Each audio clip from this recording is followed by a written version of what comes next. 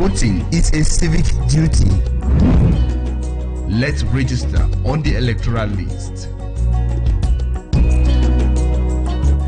This is a message from Equinoxe Television.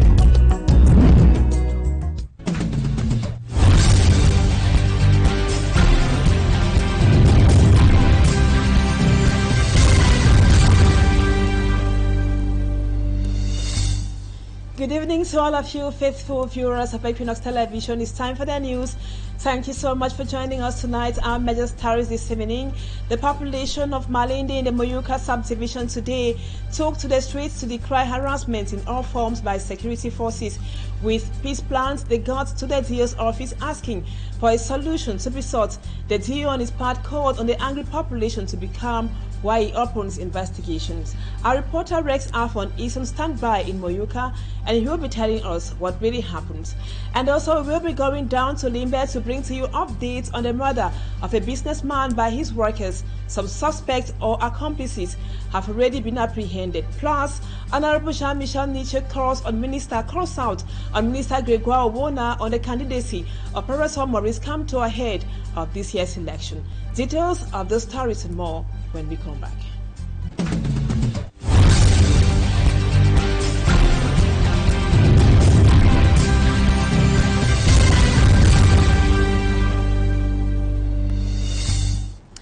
Welcome back, viewers. Thank you so much for the confidence. We told you a while ago in the headlines, tension flared in Malinde, a farming community in the Moyuka subdivision in the Fako division, as residents took to the streets in a peaceful protest against what they described as persistent harassment by security forces. Our reporter Rex Afon was on the ground and spoke to some of those protesting. He puts together the reasons for their raid in the following report. Angry but determined, dozens of inhabitants of Malinde village, made up largely of farmers, marched to the office of the divisional officer for Moyuka, carrying placards and chanting songs of frustration, denouncing what they call continuous abuse at the hands of military personnel stationed in their village. In Malinde, the army always warning us when we are going to move, we always pay 1,000 francs, returning back. When you carry back of farms, not to pay 500 francs. When you carry 30 liters of oil, you pay 500 francs. For the beginning, we carry give 500 for control. After they extend for 1,000 francs, they come up for 1,000 and they say, so they come arrange money for bush. When you come up bush, they say, Muna shidon for the, Muna more no pass construction again. According to the protesters, soldiers frequently extort money from them, sometimes using brutal force. Women, they say, have had their hair forcibly shaved, a practice they describe as both degrading and traumatic. Upon arriving at the DO's office, the protesters are received by Tanyi Akwo, divisional officer for Moyuka. The community leaders officially tabled their complaints, calling for urgent intervention. We say the boys they don't harm the civilian, but instead of saying they didn't deal with the civilian, time they go walk the bush, they don't instead please the civilian. So the one woman they put up would have shed their hair. You see young boys we are going, they take machete and crowbar their head. We go bush, our brother they for the stay away. Same we settle. But the two the one and say, oh, the one can book, two you carry them, you settle that, you pay that thing. You carry oil, you pay oil. You carry banga, you pay banga. So now they complain that, so now the thing that we bring we for here. While the divisional officer has promised to investigate the allegations and take appropriate actions, the people of Malinde say they want more than words. They want lasting protection, peace and justice. Now let's bring to you updates on the murder of a businessman whose name we got as Protus in Limbe. Ashu Roland, popularly known as Neptune, is the latest suspect apprehended in connection with the murder of the Limbe businessman as police continues their investigation. Davidson Maimo in Limbe says preliminary hearings have commenced at the Limbe Court of First Instance. We go to Limbe to meet Davidson. He gives us updates on the Protus murder affair. Ashu Roland, we told you, popularly known as Neptune, is the latest suspect apprehended in connection with the murder of the businessman in Limbe as police continue their investigation. The businessman was murdered by his workers allegedly. Our reporter Davidson Maimo in Limbe tells us that preliminary investigations or hearings have begun at the Limbe Court of First Instance. Hello, Davidson.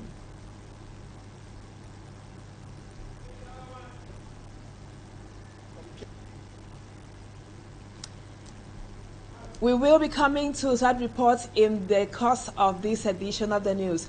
Still in Limbe, Davidson tells us that insecurity has been on an upsurge in Limbe recently, with recent incidents including the killing of a businessman, which we just announced, and a 30-year-old mother of two, as well as attacks on commercial motorbike riders in Limbe. City dwellers are questioning the effectiveness of the various defense and security forces in Limbe. Davidson Maimo, you tell us more in this report. We are having difficulties getting Davidson there. Let's come back to this report, still on insecurity. In the seaside resort town of Limbe, he tells us that the people have been experiencing an upsurge in insecurity with recent incidents, including the killing of business people in that area, and also a 30-year-old mother of two kids who was killed by the husband, and also attacks on commercial motorbike riders in Limbe. The city dwellers are questioning the effectiveness of security forces in that town. Davidson Maimo with more from Limbe.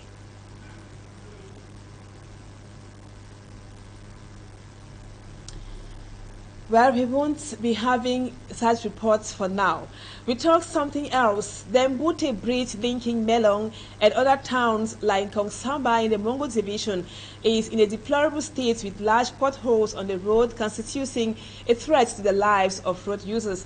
Mala Glory reports that the local authorities who visited the area promised immediate government assistance. Her report. The National Road number 5 serves as a major link between the west and the littoral region. In Melong, Mongo Division of the littoral region, the Mbute Bridge, constructed in 1970, is bad. Due to regular traffic on this bridge, mostly by heavy-duty truck, it is now in a deplorable condition, with many sections of the road filled with dangerous potholes, leading to frequent motor accidents. It also poses a security threat to commuters. The bridge is really scary. It has been like that since 3 years now. If the bridge collapsed today, then Melong will be divided into two. It is difficult transporting passengers because one can find himself alongside a passenger in the hole, and while walking on foot, you feel the vibration of the bridge, which is not good for our security. A situation that called the attention of state officials, who were shocked by what they saw, promising locals of immediate government's actions. With the state of the bridge, we will give an account as soon as possible so that measures can be taken. We will quickly inform the authorities concerned for immediate actions, and will also talk with the security officials so that heavy-duty trucks will stop plying on this stretch till further notice. While waiting for the rehabilitation of the road, the inhabitants of Melong and road users continue to live in constant fear. Still on insecurity, security forces of the Gendarmerie Brigade in Nilong have arrested 2 suspects, both women involved in the trafficking of fake banknotes. They were apprehended here in Douala following reports from the local population of a network from France, and in their possession were fake banknotes in euros equivalent to 16 million francs CFA. Lucy Liengu is here. Tells us more.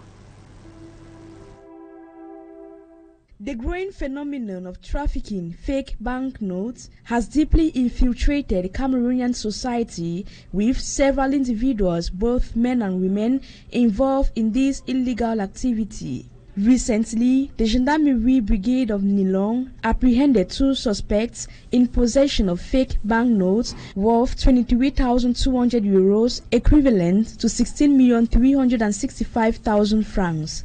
La brigade de Nilong, en date du 13 mai, on May 13th, the Gendarmerie Brigade of Nilong received information about 2 women holding fake banknotes. With the authorization of our superiors, we initiated an investigation. Dans nos différentes hiérarchies qui ont confirmé notre saisine et nous nous sommes immédiatement transportés sur les lieux. Investigations revealed that one of the suspects, a woman from France, smuggled the fake banknotes in euros into her luggage destined for Cameroon. Une fois au Cameroun, elle a contacté sa cousine, la nommée Ebouel Vanel, pour... Upon arrival, she contacted her cousin to facilitate the circulation of the fake banknotes. Unfortunately for them, they did not complete their plan. D'un total de 232 billets de 100 euros chacun, ayant le même numéro. Aged between 34 and 36, they are held in custody while investigations are ongoing. Meanwhile, the National Gendarmerie calls on the population to remain vigilant and collaborate, especially as the country prepares to celebrate National Day. And now we told you in the headlines, Honorable Jean-Michel Nicho, who is ally of the CRM National President, Professor Maurice Kamto, was fired back at the Minister of Labor and Social Security. Professor Gregoire Owona, who is also Secretary General of the CPDM party, for his statement on the chances of Professor Maurice Kamto to stand for upcoming elections in the country. The leader of the Front for Change in Cameroon, the FCC party, accuses the CPDM of assuming the powers of the Constitutional Council. Let's now have the details with Innocent Aze. Gregoire Owona, Minister of Labour and Social Security, Secretary General of the CPDM party, announced that the chances of Kamto's candidacy being accepted by the Constitutional Council are slim. Unable to digest this, Honorable Jean-Michel Ninche fires back at the minister on his Facebook page, where he wrote that his statement shows the CPDM is now assuming the powers and prerogatives of the Constitutional Council and ELECAM, almost all of whose members are CPDM militants. According to the opposition member of parliament, the minister's outing shows Cameroon has attained a new level, unlocked a higher level in the violation of the rights of citizens. Honorable Nincho adds that his Front for Change in Cameroon, FCC party, understands the feverish statements by Minister Owona as demonstration that if the CPDM still had the statutory capacity to invest a candidate, it would have invested Professor Maurice Kamto, who, according to him, has a real and very strong chance of winning the presidential election in October. In another statement, the MP says the statement of Minister Owona reveals that the CPDM party that has greatly contributed to the destruction and bankruptcy of Cameroon for 4 decades is finally coming out in confirmation of what the political opposition and the civil society have long denounced, namely its stronghold on the electoral processes. Honorable Nincho reminds the Political Alliance for Change, APC, was launched to assemble organizations and citizens who are convinced, like them and like the CPDM Secretary General, Gregoire Owona, now that Maurice Kamto is the future president Cameroon needs. Honorable Jean-Michel Nincho concludes by saying, Minister Gregoire Owona, his cronies and sponsors must know the people are ready to claim and maintain their sovereignty, and that Owona's CPDM party and the administration that supports it must read the signs of history and return to the right side while they still have the time.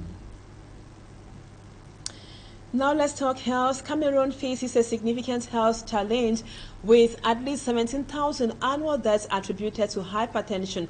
Cardiologists warn that inaction could lead to a prevalence rate of 40% by 2025, emphasizing the need for urgent attention. This warning coincides with the World Hypertension Day, which would be observed tomorrow, highlighting the importance of awareness and action. Immaculate Fogwe reports. Hypertension, also known as high blood pressure, is often called a silent killer because it typically doesn't show symptoms in its early stages. It occurs when the force of blood against artery walls is consistently too high. Unfortunately, in Cameroon, one Cameroonian out of 2 are not aware of the fact that they are hypertensive. And when you know what hypertension does through the different organs that it affects, you should really take a special consideration to fight against hypertension. Experts emphasize that early screening is crucial in preventing hypertension. The diagnosis is done after they have taken your parameters, the blood pressure precisely, and if it is high, if it is, it should be normally it should be between 10 centimeters of mercury and 12 centimeters of mercury. If it is the systolic and the diastolic, between 6 and 8 centimeters of mercury. If it is high above those levels, probably there is a question of concern. The risk associated with uncontrolled hypertension are severe and can lead to heart attack, stroke, kidney disease. Eat less salt, less sugar, and less oil. So the next thing is to have regular physical activity. The scientific committee recommends to have 115 minutes per week of activity, so meaning of 30 minutes exercise per day, at least 5 days per week. If you are really, you are for a family hypertensive or with cardiovascular disease, you have more chances of battle to have hypertension. Or the fight should be stronger for those people. To raise awareness about hypertension, World Hypertension Day will be celebrated on May 17th. This year's theme is Measure Your Blood Pressure Accurately, Control It, Live Longer.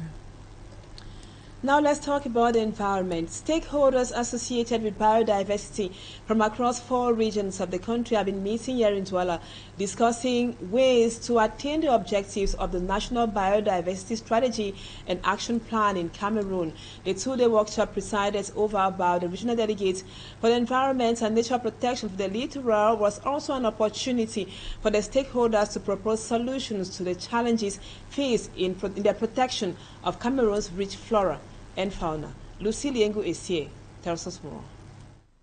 Ranked 4th in the floral and fauna diversity within the African continent, Cameroon is endowed with a rich heritage of biodiversity and biological resources. However, the protection of biodiversity faces several challenges.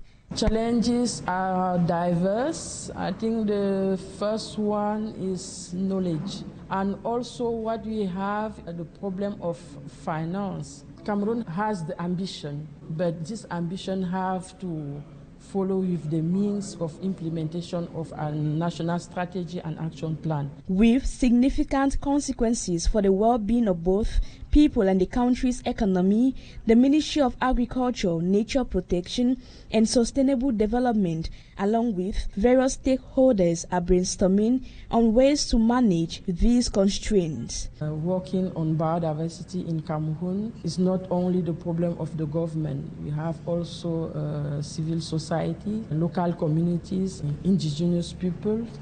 This is the objective of a 2-day workshop held in Douala, attended by the Regional Delegate of Environment and Nature Protection for the Littoral Region. We have the inclusive approach to see how we can put on board all those stakeholders, and we think it is important for each of them to see which action can be planned. During the stakeholders consultation workshop, the activities and the actions aligned with the national biodiversity objectives were defined. We are now at Douala for the consultation of stakeholders from littoral, west, northwest and southern regions, and after this step we will organize another consultation for the far north, will help us to consult stakeholders in Adamawa region, far north and the north.